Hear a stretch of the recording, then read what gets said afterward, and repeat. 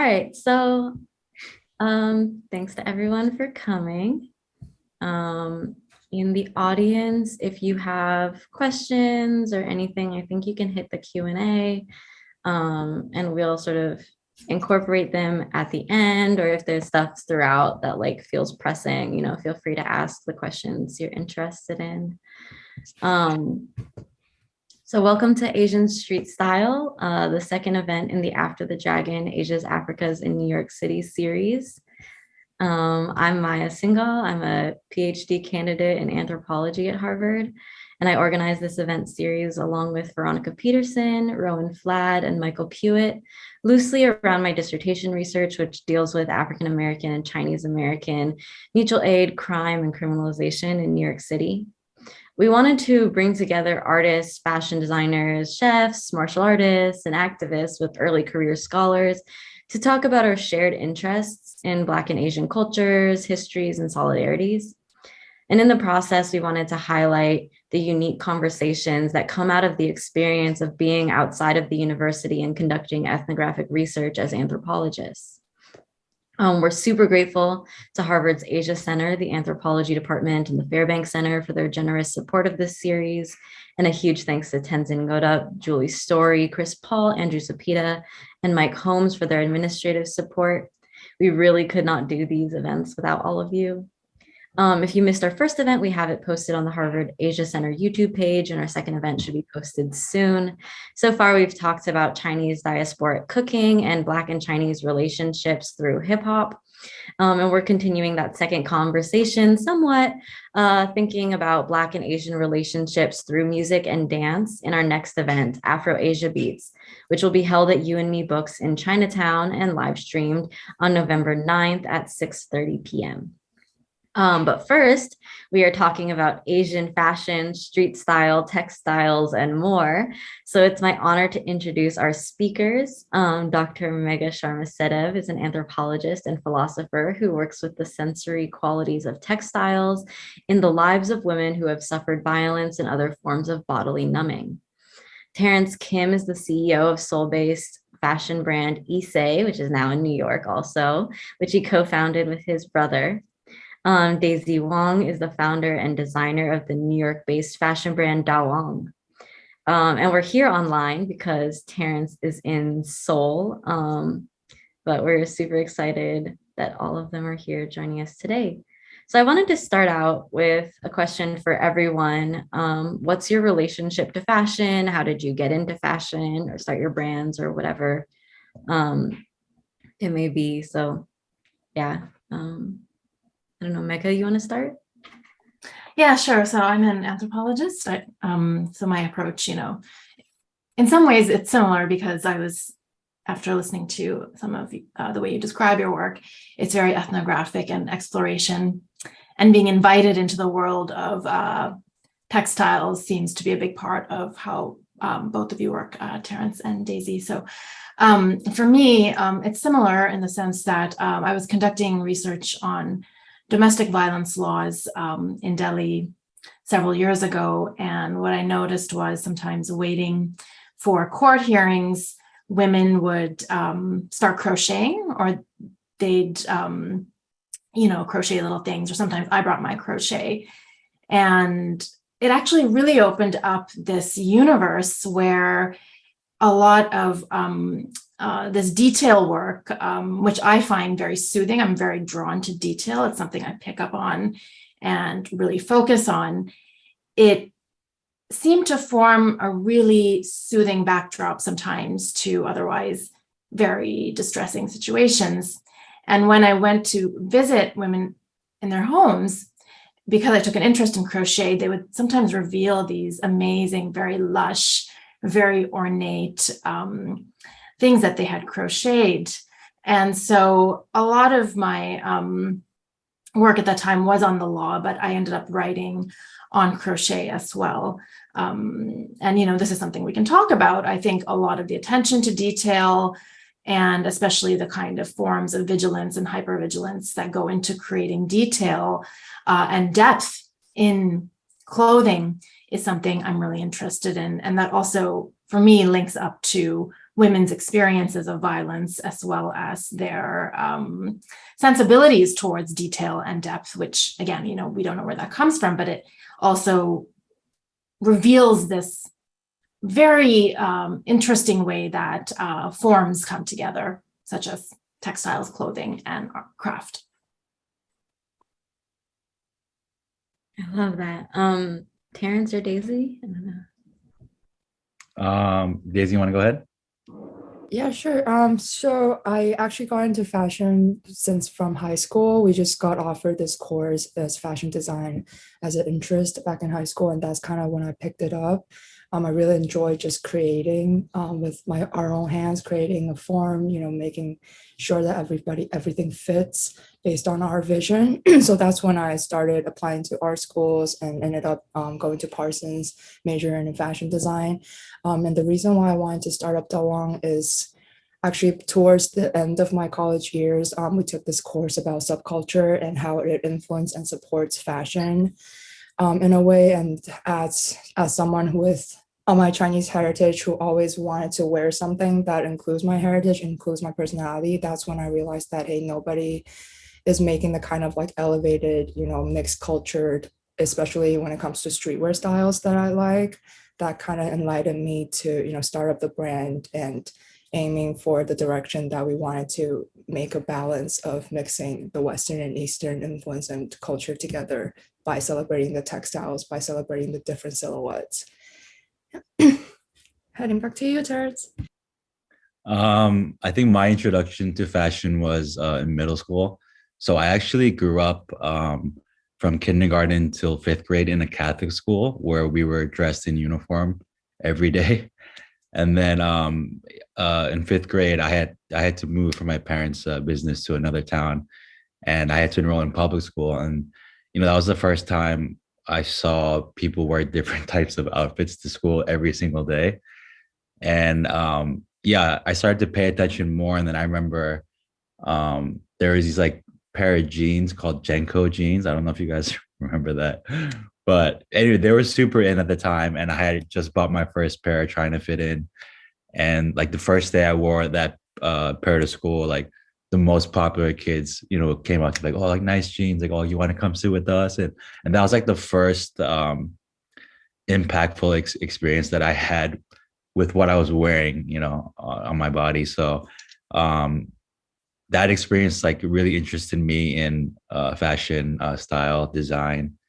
And then, yeah, similar to Daisy, like when I first went to Korea about 10 years ago, I just traveled all around the country. And that was the first time I kind of witnessed, traditional Korean architecture, textiles, design, like all these things that I saw for the first time about my heritage.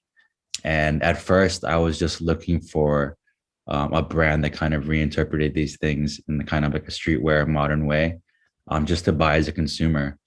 But after like hunting around the entire city, I couldn't find a brand that made the style that I wanted to wear to represent who I was. So yeah, I was with my brother at the time, and then we decided to start IISE to kind of create what we wanted to wear. And it was also a way for us to explore our heritage and then share it with people outside of Korea as well. So that's kind of my experience with fashion so far. Thank you. And I think Terrence and Daisy, both of you have talked a little bit about this, but I wanted you to talk a little more about your brands and sort of like where you're like maybe going because you're sort of both a few years in, and like if there's sort of things that have shifted from like the place you started from, or yeah. Should I go? Yeah, Go so ahead. yeah, like following up with what Terrence just said, like I think one of our goals when starting up our brand is to share, the culture and aesthetics outside of just our own culture group, like not just within China or within Korea. Like we wanted to share our aesthetic. We wanted to find that balance in between these cultures to have a platform to share to the non-Asian followers who appreciate our aesthetic, appreciate our culture. Sorry, my throat's been a little. So yeah, I definitely wanted to say when we first started off, especially for Taiwan, like our stuff has been transformed from, we're still trying to figure out the balance in between, like what would be the perfect outcome for Asian, our Asian customers and our non-Asian customers to be able to feel comfortable, to be able to express themselves when they're wearing our pieces. So from season 1 till we're aiming to almost our 8th season now, we have been slowly transforming like how to minimal some of our details, how to highlight on the textiles. And throughout each season, I feel like our customer feedback is definitely something that we've been leaning towards when we're doing all the research, when we're thinking about next season, how we want to adjust it, how we want to redefine some of the details. Yeah, but so far I feel like one of our main focus is to celebrate the textile. As I haven't mentioned it before, but when I first wanted to start up Dawan, I also went back to China, visited, searched throughout the country to see if there would be a brand that I would like that fits all of the above. And I wasn't able to find one as well. At the same time, when I was starting up, I also went to visit, all the traditional brocade textile factories or marketplaces in China. And it was really kind of sad when you visited and they were telling me, the merchants were telling me that if throw back 10 years ago, like brocade was it was still a celebrated textile in Asia markets in general, that the whole entire floor would be all brocade merchants. However, versus like 3 years ago when I visited back, they were only like taking over like a corner of the market. Like there's only like 3 to 4 stores left. And when I was asking them why that is, they're like, oh, even though modern Chinese, in Asia, or modern Asian fashion culture in Asia is growing and blowing up, at the same time, they're leaning more towards using Western fabric to celebrate the traditional silhouettes and aesthetics. So that is something that we wanted to celebrate differently, because I feel like the textile, the brocade, is something that in Asia culture we've been using throughout the hundreds and thousands of years, and it's something that I would love to bring it back and would love to celebrate in a Western silhouette or in something that's more of a modern daily to wear outfit, for us to readdress, for us to have more people visualize and see our textiles. Yeah. And for those of you who don't know, that's what Daisy's wearing, is this really cool brocade. Yeah. I just muted. Yeah, Terrence. Yeah, I mean, hearing Daisy talk, there's just so many similarities to our approach as well through IISE. Like when we first started, it was a very traditional Korean inspired. So we used to use a lot of like traditional Korean dyeing techniques, traditional fabrics. And every season we've been kind of incorporating those too. But as we moved on, we realized that, especially in natural dyeing, it's so expensive to do. And I mean, we would love if more brands would use natural dye in their clothing from Korea, because I think overall the production price would go down, because the fabrics are so beautiful. Like that's really what caught our eye when we were traveling around to all the traditional markets. Even like a lot of the clothing that these Buddhist monks were wearing, like just all around the city, like just inspired us so much. But these days, we are going through some changes. We did recently move to New York, and people in New York City wear a lot more colors, I think. If you look at all our past seasons in Seoul, like, especially like me too, like, and all my friends here, like we're always wearing all black. And, with our recent move to New York, the way the people there incorporate colors into their outfit is really been inspiring to us, like these days. So it's interesting because the past 10 years living in Korea, we've been so inspired by things just in Korea. But now with us moving back, we're kind of embracing the other side of our identity, which is the American side again.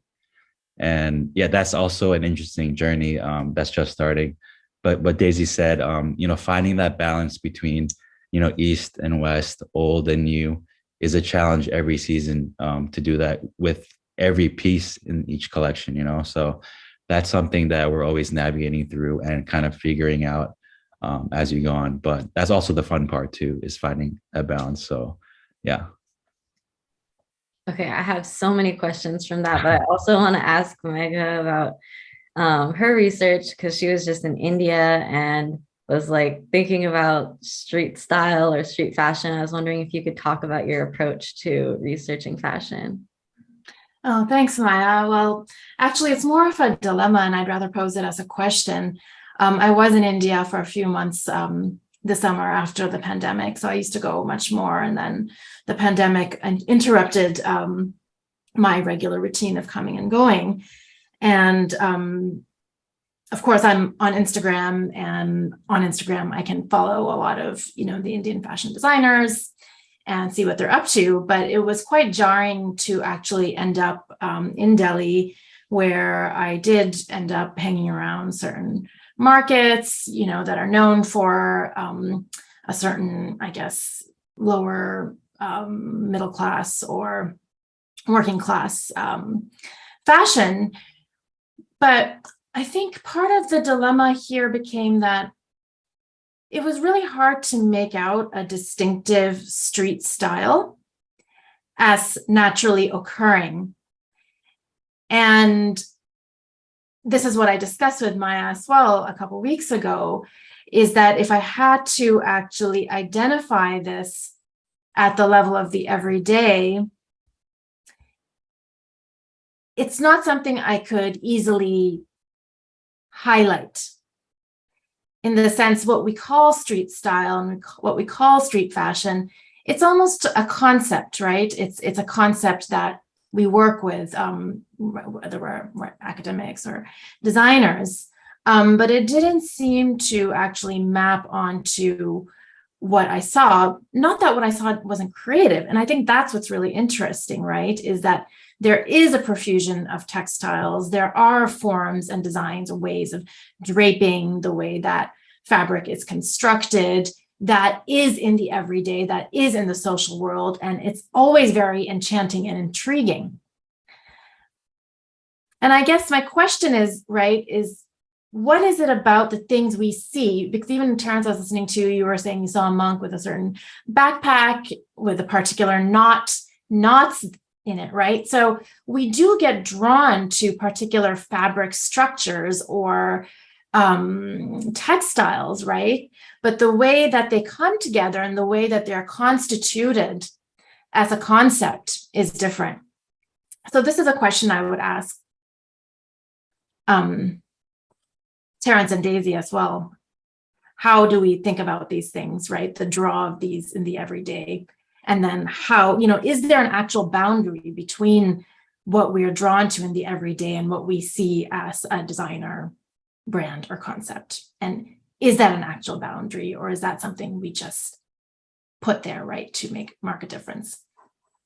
Yeah, I think like one of the things we were talking about was just sort of it's challenging to I don't know, India has such a beautiful like textile culture. I mean, so many different cultures of like traditional fabrics, and they're so beautiful. And people are like, mixing them into sort of like modern, like Western clothes as well.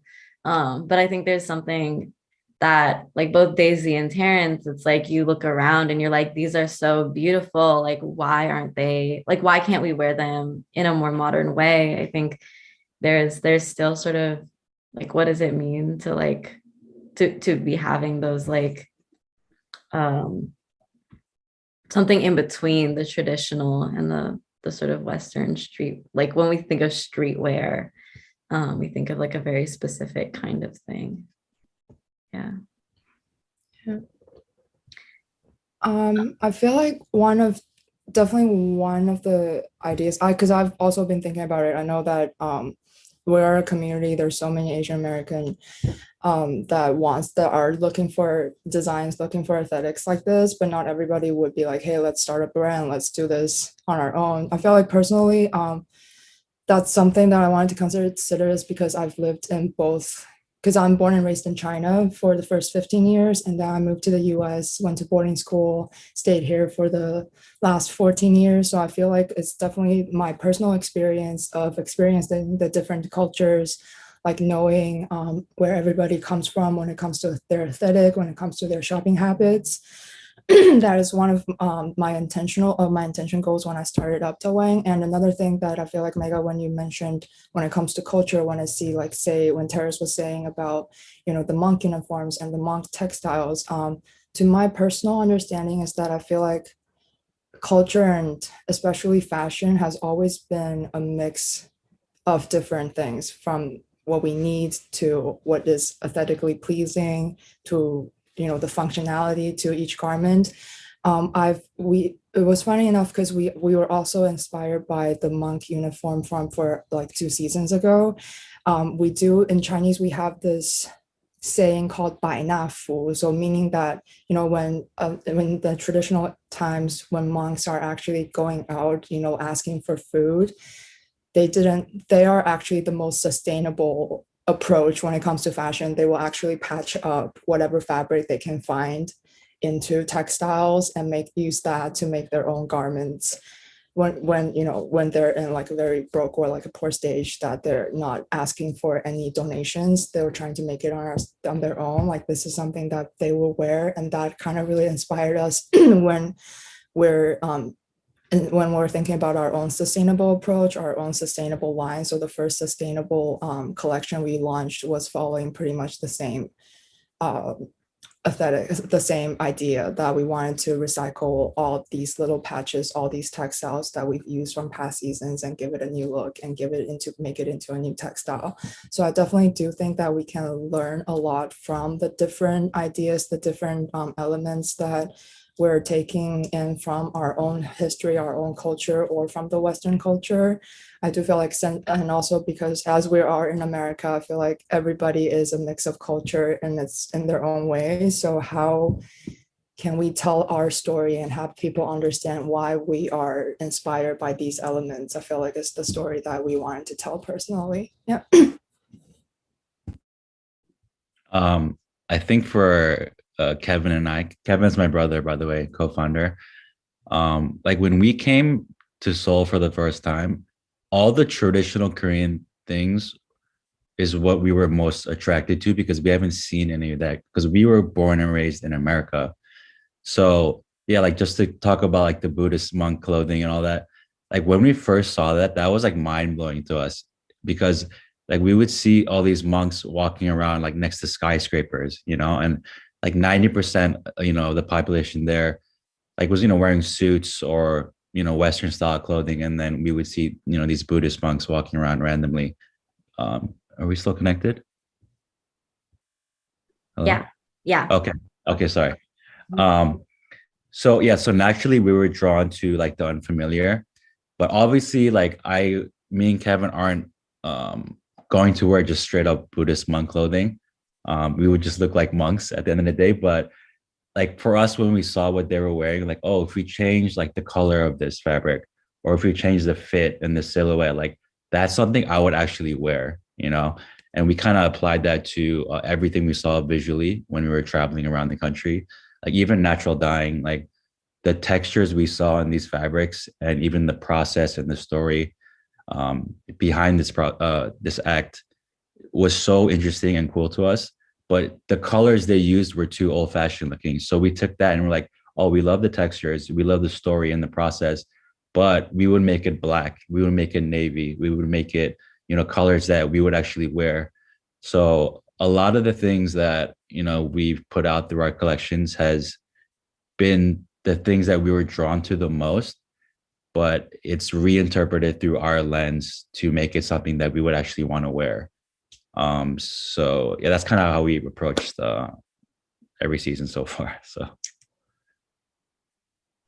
if I can just say something, sort of what I'm hearing too is that, for instance, Daisy, you talked about almost the pragmatics of some of these clothes and the way they're made. And just this idea that the structure, right, or certain structures or ways of draping or ways of knotting, they encode a certain stability and support, right, literally of a particular garment. And I've noticed with some South Asian designers, there's been this interesting trend because pleats are very big. Pleats are big in South Asian fashion, right? So traditionally the sari, how you would pleat it in order to wear it. There's kind of an interesting set of designers who do a more inside-out approach where they'll reveal the pleats, like instead of hiding them, the seams, because they're meant to be tucked in and hidden, right? And they're revealed, but they're revealed as a fan, right? When you're walking, right? But some designers have taken that structure and kind of highlighted it with like stripes, like added stripes onto the pleats, so that that structure becomes visible as a quite explicit, striking fan-like design on the exterior of the garment. And I find that just really fascinating what you talked about, in the sense that in some ways there's, and a part of my ongoing research, I'm also interested in online aesthetics of garments, and folds generally are inviting, right? They're mysterious, they're alluring, and they're inviting. But here what we see is the other side of folds being shown, which is their stability, their structure, their support, and that face being highlighted in the garment itself. And so, right, when we talk about the monk clothing, that's what I think of. But then when, Daisy, I look at some of your designs, the chinoiserie, there's a delicateness to it. And I know it's also very strong fabric. Brocade is usually pretty, durable, but it may evoke a different set of affects. And I'm wondering how you would describe those. Why would, right, someone be attracted to these? What do they evoke? What traits? What perhaps forms of self-cultivation do you imagine in these fabrics? Yeah, that was actually first of all, it really interesting as a designer to hear about the folds, and when customers do purchase, it's definitely because they're leaning towards that mysteriousness. They want something different, and as you were mentioning, like now they're putting the folds on the backwards on the reverse side. I feel like that also kind of matches with, I feel like, the customers' choice of purchasing, like their purchasing habits as the young generations is entering the market, their purchasing habit, their needs of wanting to be different. They wanted to personalize their styling as much as possible. I feel like we would definitely need to take that into consideration too, as we end of the day, we're still like a retail business, even as a fashion design brand. So personally, that is actually something that we're still trying to figure out as well, because as you've seen, like the patchworked sustainable season that we did, that was a lot of colors. Like we've involved as much color as we could for that season.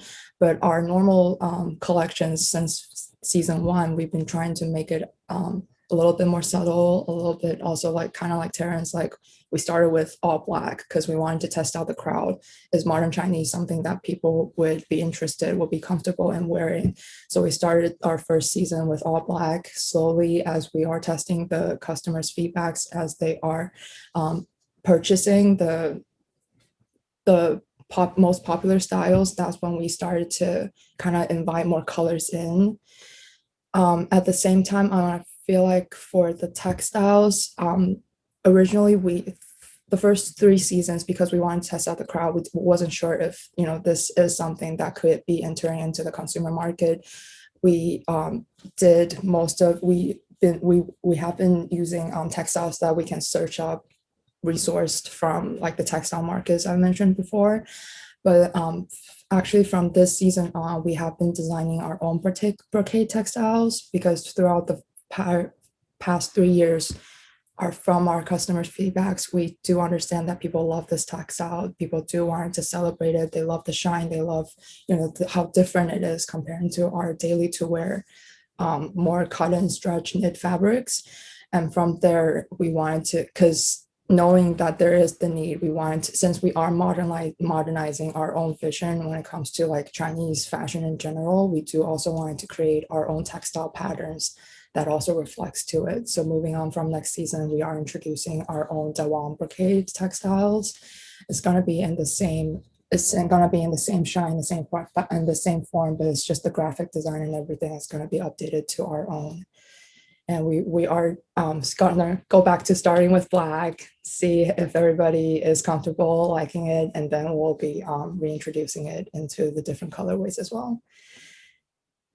And the last thing that I wanted to mention is also because knowing that throughout the silk trade, we already know that brocade has been appreciated throughout these years.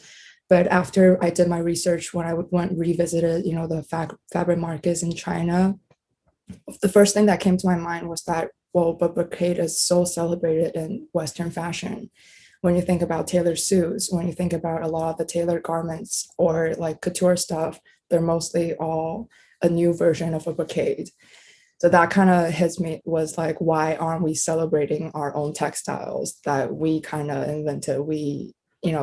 Throughout these years, but however, like the Chinese market is leaning more towards the Western tailored fabrics versus our own traditional fabrics. So that kind of also enlightened me that it is time for us to do this. It is time for us to modernize our own aesthetics, our own culture, and for everybody else to see it. Yep. Yeah, I don't know, Terrence, if you want to add to that.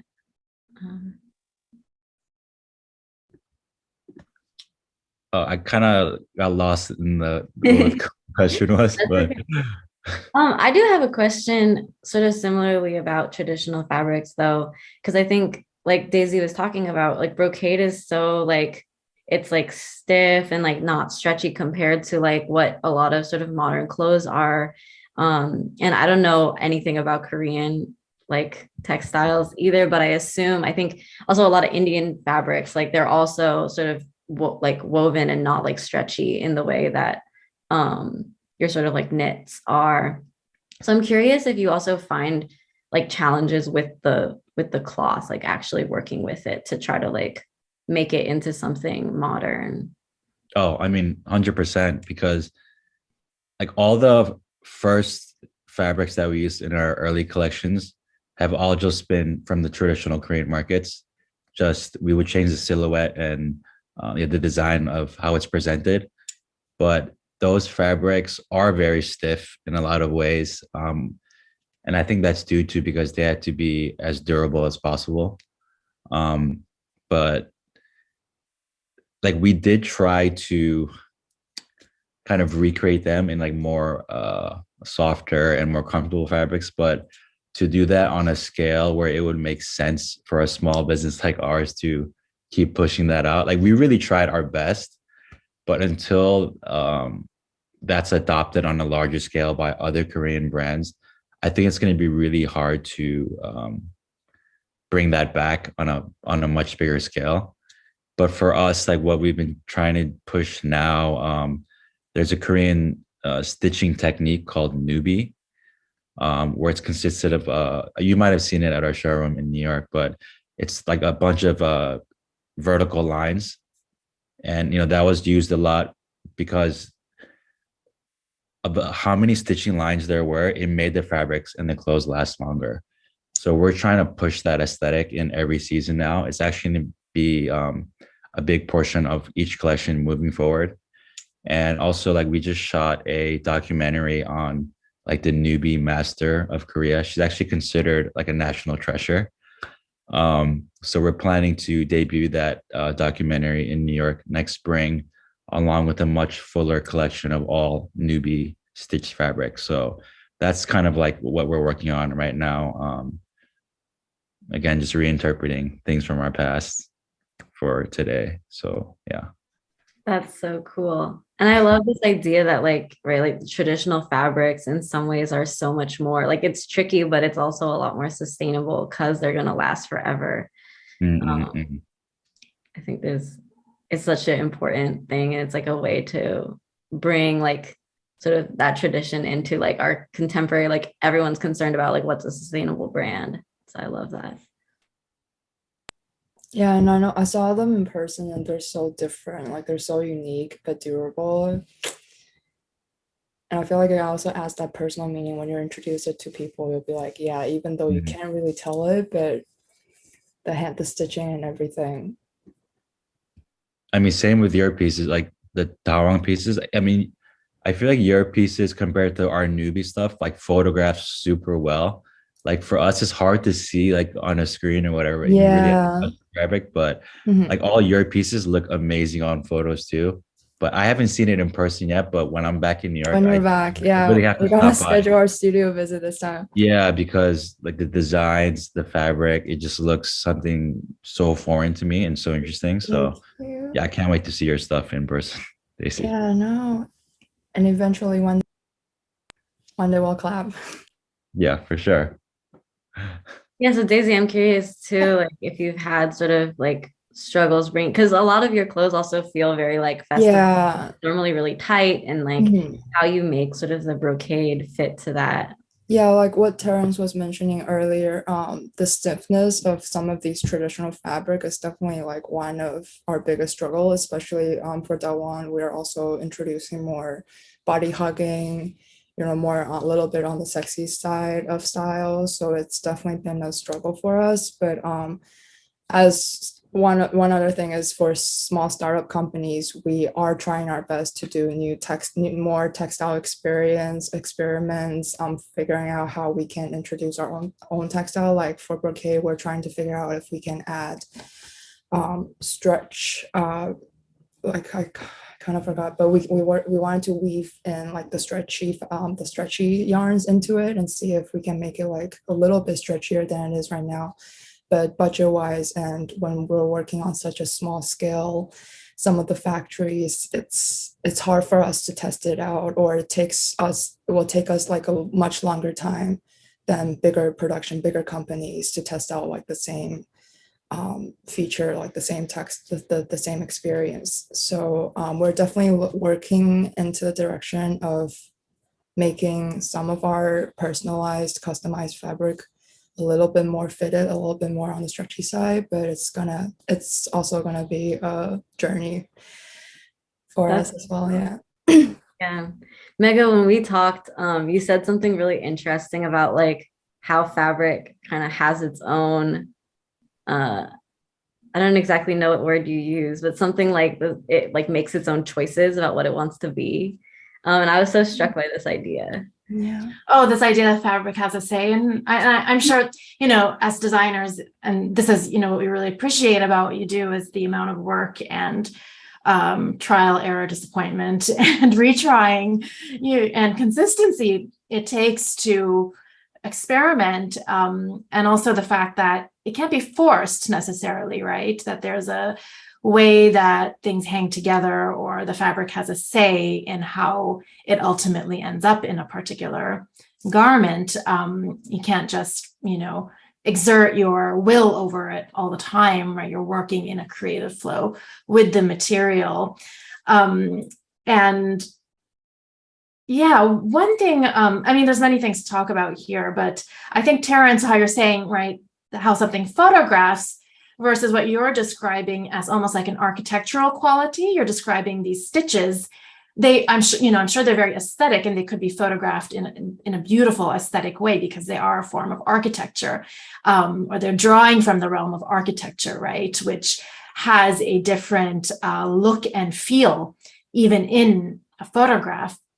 So perhaps it is photographable, but there's a different imagination one would associate with that type of photograph versus what you're saying about Dewang's clothing, which is you're saying that it looks good on the screen, and I'm just curious what these differences are. Are they do they require a particular cultivation of imagination in a different way? And I don't know, Terrence, you were talking about wanting to branch out and do other kinds of design work, like housewares or even a cafe, right? Do you need to build a universe, an intertextual universe, so that your audience can learn to understand how to relate to the aesthetic of your clothes? At least for the newbie stitching part, I honestly think a lot of it has to do because we use such dark colors. But like I said before, with all the inspiration and colors from New York City, like we do plan on introducing brighter colorways in our future newbie collections, and I think those will be a lot more visible. But yeah, like you said, like where did you hear about us trying to do like a cafe and all the lifestyle goods and all that? Because I haven't shared that with that many people, I don't think. Oh, it's on YouTube. Oh, is it? Okay. Yeah. But I mean, yeah, we've been doing clothing since 2015. It's been a long time. I mean, we're going to continue to do that, of course, but what I'm most excited about now is like our next collab. We're working on our first rug, our first table, stools, and like home mirrors. And like to me, like to be able to apply our brand concept and this modern Korean aesthetic to different product categories now is what's really exciting to me. And I do think that because we're introducing the brand more in the US, where we do have to explain and, like you say, potentially build a whole world where it's more easily digestible. Because, for the local market in Korea, they're used to seeing a lot of these inspirations and things that we do to the brand. But because a lot of our focus is outside Korea now, we are taking steps to kind of, yeah, like you said, build our world to better communicate what we're trying to do through the brand. So yeah, we're busy with that right now. Yeah, and to add on to, I feel like what Terrence was saying about the photograph is also because our fabric is so shiny that is more on like the first look, like first impression. When you see a brocade textile, you'll be like, oh, I love the shine to it. But for Terrence, like for their textile is more in the details, and especially like on a subtle color, you can't really see the difference if it unless you zoom like super into the detail photographs. And I feel like on a customer's point of view, it's more like we wanted to showcase as much details on our product as possible. But if you don't know the story, if you haven't heard what Terrence was introducing, or if you don't know like the entire backstory behind the brand, it's hard for us to get all the info to you when you're just checking one product out. So I have one more question before we open it up for audience questions too, but feel free to start putting some in the chat if you want. So I know for both Dawang and IISE, people have had a lot to say about sort of cultural appropriation or just kind of like making this sort of a global, but like you're trying to grow these brands to be global brands. And like not just have them for like Asian wearers or like Asian people in the diaspora or anything like that. And I was wondering if you could say more about the tensions as you navigate them. And I think also, Megha, I'm sure that you have thoughts on the question of like bringing sort of fashion inspiration to other places. So I guess it's for all of you.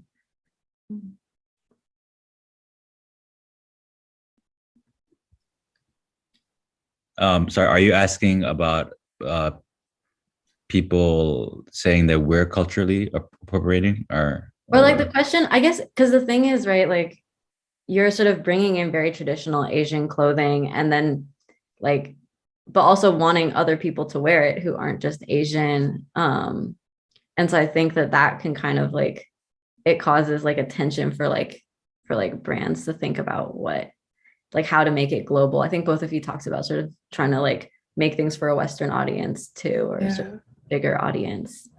Mm-hmm. Yeah, I feel like that is definitely one of the problem that we were trying to figure out how to deliver the message to our customers, Asian or not, is because personally, like when I first started up Dawang, knowing that people here, like our Asian communities here, sometimes because of our own experience growing up, when we were younger, when we were wearing like our traditional qipao or stuff out, we would get judged or being said some of the stuff. So after growing up, what now that we're reversing it, some of our Asian customers will be like, oh, why is it okay for them to be wearing it now? But when I started up, I also took like a course back in Parsons that's talking more about like the history of Chinese fashion in general. And as a born and raised Chinese, like I didn't even know that qipao, the most common dress that we've been known for traditional Chinese clothing is the qipao dress. And that is actually a first introduction of a mix of culture of the West and East already. Like if we're throwing back in history, like start of 1900s, end of Qing dynasty in China, like women still weren't supposed to show their ankle, like they're still supposed to, hide as much as possible until 1920s, when Western influence started coming in, when Western fashion were starting to being seen on the streets in China. That kind of enlightens like women at the time to be like, hey, why can't we be a little bit different? Why can't we show a little bit more skin? Why can't we lift our skirt a little bit, lift our sleeves a little bit? So that's when qipao came in. After knowing that part of the history, that was really interesting to me. And that kind of led me to thinking about, wait, if that's already a medium of both cultures, why can't we play around with it more, introduce it in my own take, in my own modern, in our own modern aesthetic? So what I feel like one of our main goals as Dawang is that we're trying to break down, like when you think about modern Chinese as a whole look, or as something that, oh, if I'm wearing it, the whole outfit has to be Asian related, the whole outfit has to be Chinese related. We're trying to break it down to like offering our styling as individual elements to our customers. So that's why you're seeing like we have a lot of crop tops instead of mini dresses. We're trying to divide it up so that each customer will have their own choice when it comes to styling, how much elements that you want to incorporate, or how much personality that you wanted to show off from this one styling, from this one look. That's totally up to our customers' own preference. And when it comes to appropriation, I do feel like as a Chinese designer, as long as you showed your appreciation, it's hard for us to be saying no, like you can't be wearing our stuff. So that is something that's still on my mind. We just started our TikTok channel, so we're also been doing more discussions on our videos, just introducing people to the idea of modern Chinese, to the idea of how we can modernize some of the elements, some of the aesthetics to our daily to wear styles. Yeah. I did not know the history of the qipao like that. That's so interesting. Yeah, so I didn't. Right after I learned about that, that's when I started thinking about the idea of Dawang and the idea of how we can modernize a lot of this stuff, and mostly introducing to our customer base that, hey, like when you're saying that you can't be wearing our stuff, this is already the hour is a little bit more broader than we thought. Yeah. Mm-hmm. That's so interesting.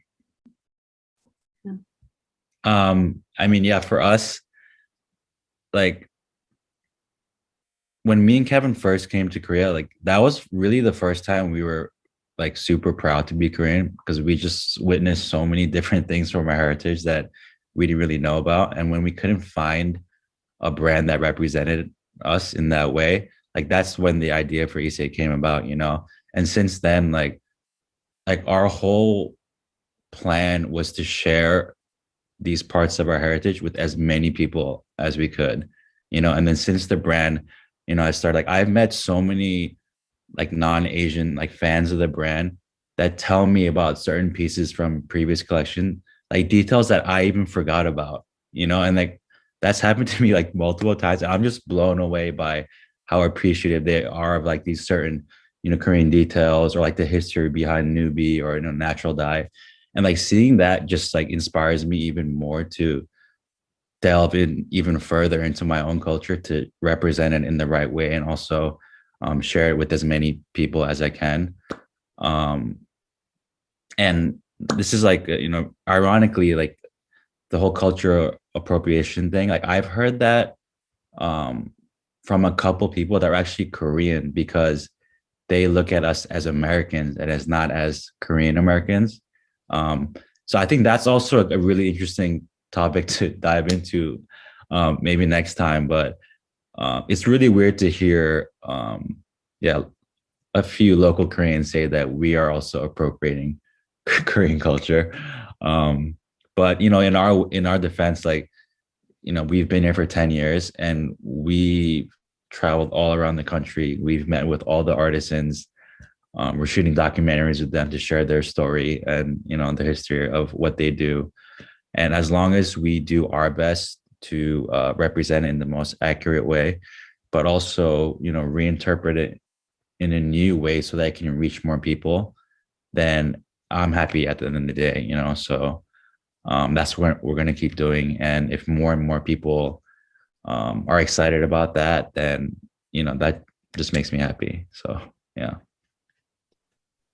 Yeah. I'll just very quickly add that, just from a socio-historical perspective, something like the British East India Company, right? There was a just massive obsession with textiles, something like printed calicos, chintz, which were brought to Europe and then formed the base of mass fashion there, and also, right, linked to certain profiteering, right? So obviously these questions are very historically embedded, and textiles are central, right? The feel of textiles, the softness, the way they hug your body, the stories they allow you to tell, right? The details.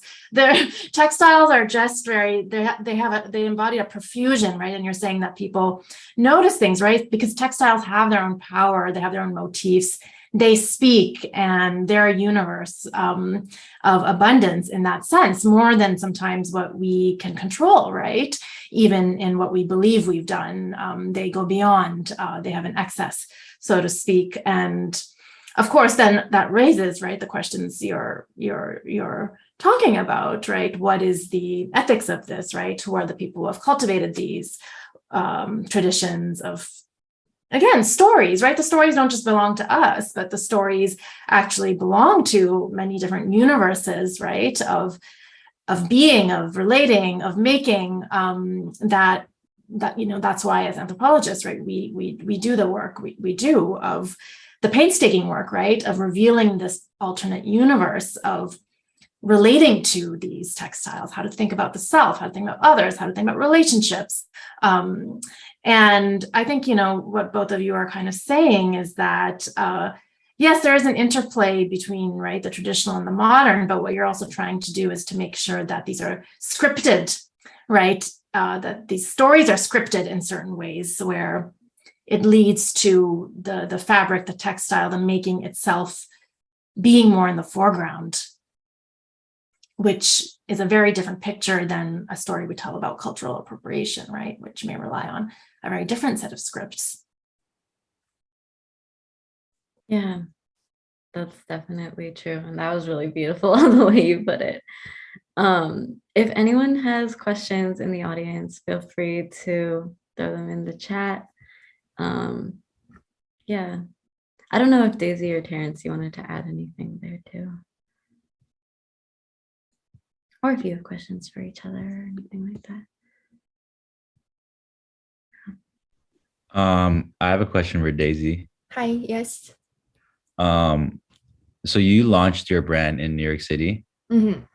and with me and Kevin just moving to New York City, like what is like kind of what I'm asking is like what's the biggest challenge that you faced trying to run your brand in a city like New York? Because like even for us, we've been operating the brand from Seoul for all these years. Mm-hmm. And before moving to New York, I was actually like really nervous of, how, we would be perceived or about how our brand would be perceived by, local New Yorkers. So I just want to kind of hear like what your experience was like and kind of like what the biggest hardship was.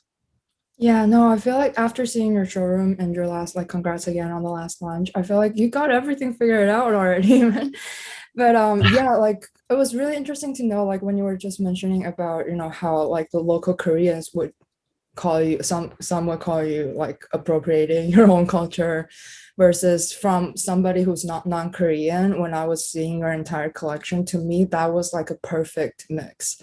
Like you were using the textile, but it's not like in a way where we see it, we're like, oh, this is so Korean, like this is so traditional, that I will feel a little bit hesitated. And we talked about, you know, the hat that you designed like a few seasons back, that was inspired also. But I feel like it was such a great mix, especially when it comes to streetwear.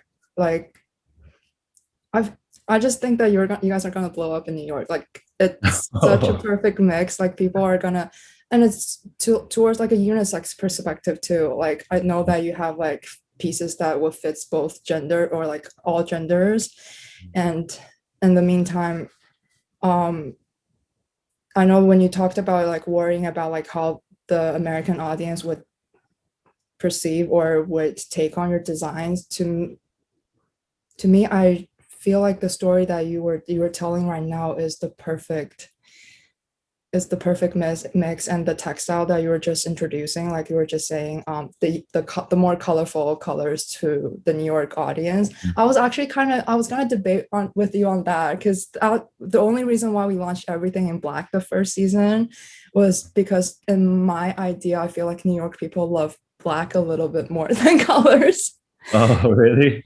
Or just because I went to going to Parsons, you know, the New York fashion design schools, I feel like half of the designers or half of my classmates were always in black, or mostly in fashion. Like people, when designers, they would prefer black than colors because it's more balanced out. It's hard for people to judge you in a way, and everything is all subtle. So yeah, that was something that I'm actually hesitating on. I'm thinking about going back to black for our collections. And I know that you're leaning towards like testing out more colors. And yeah, so I'm just like, maybe we should catch up after the season and see how everything is going. Yeah, and do our color research. Yeah, that's interesting. I mean, yeah, thank you for like all the kind words. Yeah, I think a lot of it just has to do with New York being such an unfamiliar environment for us. Like we did grow up in New Jersey. Yeah. We've been in Asia for the past 13, 14 years now. And we've only gone back like 1 to 2 weeks at a time for Fashion Week, and then we're out, you know, so we don't get to explore the city, like really connect with the community there. So a lot of my worries, I think, just stem from unfamiliarity. Yeah. Yeah, I'm so happy to meet people like yourself, other brand owners, Maya, and everyone else. Stay a little bit longer next time. I'm gonna try have a bit more time to hang out. Yeah, for sure. No, yeah, but I think I've been complaining to all my friends. Like I've always been saying that I can't understand the winters here in New York. Like it's just too much for me personally. Like the weather is one main reason why I've always been thinking about, you know, moving to LA or moving to somewhere warmer, but I haven't been able to do that just because like the community here, like the support that I have been receiving from our community and from our followers in New York is a great experience. Like we wouldn't have made it so far without everybody's like support and help. So that is one main big part. I'm just like, I just can't give it up here. Like, even though I would love to, No, I mean, for us, the most exciting thing is the diversity of New York. You know, Korea is a very homogenous society out here, and we've made great friends. We love it here, but we're just so inspired by like all the different cultures. Because we haven't seen a Chinese inspired brand out in Korea. Like we don't have that here. Exactly. New York, and then find out about your brand and everything.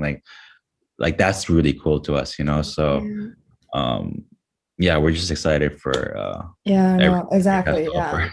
Like the main thing I love about New York is the diversity here. Like we're all a mix of culture. Like everybody represents something else that we can learn from, that we can talk about, you know. Or because I feel like one of the things that make us so familiar is that we're all open to the idea of mixing different cultures, mixing different perspectives and aesthetics into our traditional takes, or into our, you know, what we love about our own culture. So I feel like New York is such a great place to intake other people's feedbacks and advices. Then, you know, just if we're just testing it in China, I'm pretty sure it will be like a complete different feedback, a complete different crowd. Well, we are at 11:02. I don't know, Megha, if you want to say a last word. Thank you so much for having us, for inviting us to getting the chance to talk to Megha and Terrence. It's This has amazing. been so fun. So, everyone should check out IISE and Dawang online, buy some clothes. And our next event, November 9th, come through to you and me, or we'll be live streaming there. And this event will be on YouTube. Oh, but I think we have a Q&A for Terrence. Yes. Should we just do you want to take it really quick? Sure. Yeah. I think this is from Bohan. I don't know if you want to do that, but he's talking about Terrence, the resistance coming from mostly Korean people to IISE is relatable because he's a Chinese hip hop artist, and a few times when he's had people feel a way about me rapping as a Chinese person, it was never Black people, it was always Chinese people who couldn't accept me because my experience of being Asian American is so different from theirs. So a question for everyone is how we communicate to these people and make them understand better. It's a good question to end on, actually. Yeah. I mean, I think like for me, like I said before, as long as my team, I mean, Kevin, do our best to represent it in the most accurate way, that's all we can do. We're not going to stop doing this because a couple people told us that, and like, to be honest, like the brand that IISE became is a brand that we were looking for months, traveling all around Korea, like we couldn't find it, so that's really what inspired us to even pursue, this brand concept and this brand. Like we didn't come to Korea to start a brand. We just came here to travel. And then we were so inspired by our heritage that the idea for this brand came about, so yeah, to Bohan, like, yo, keep doing what you're doing, because we're going to keep going further. And again, as long as we respect, everything from our heritage, then I don't think anyone can, discourage us further. So, yeah. I think one thing I could add is that, right, there's this interesting, the issue of sincerity, right? The sincerity in how you work and express seems very important. And the flip side of sincerity, it will always be accompanied by skepticism, some skepticism. And that's just usually, right, it's like a two-sided coin thing. And I understand how it could be discouraging, but I also find it interesting, right, that there can be questioning and there can be sincerity, there can be skepticism. And I don't know how you deal with that kind of feedback, but perhaps you have advice. I mean, I listen to the 99% of the rest of the people that really understand what we're trying to do. And same with Bohan. I saw Bohan's not in person, through Instagram on his last show, and he's getting love from everybody. So just focus on like the people that get what you're trying to do, and the few people that maybe don't really get it, that's on them. So yeah. And Bohan, I can't wait to see you live when I'm back in New York. And thanks for Bohan for introducing us too. Yeah. Otherwise, I wouldn't have met Terrence and Maya and everyone. Yeah. True. Appreciate it. He definitely is a big part of like putting this series together, getting everyone in the mix. So yeah, I think that's a good note to end on. I love that. But thank you guys. I don't want to. Thank you, everyone. We could keep going on this conversation forever, I think. Yeah. All right. I'll see you soon. Yeah, I'll see you in January, Terrence. Yeah, thank you guys so much. So I'll catch up with you guys soon. Bye. Bye.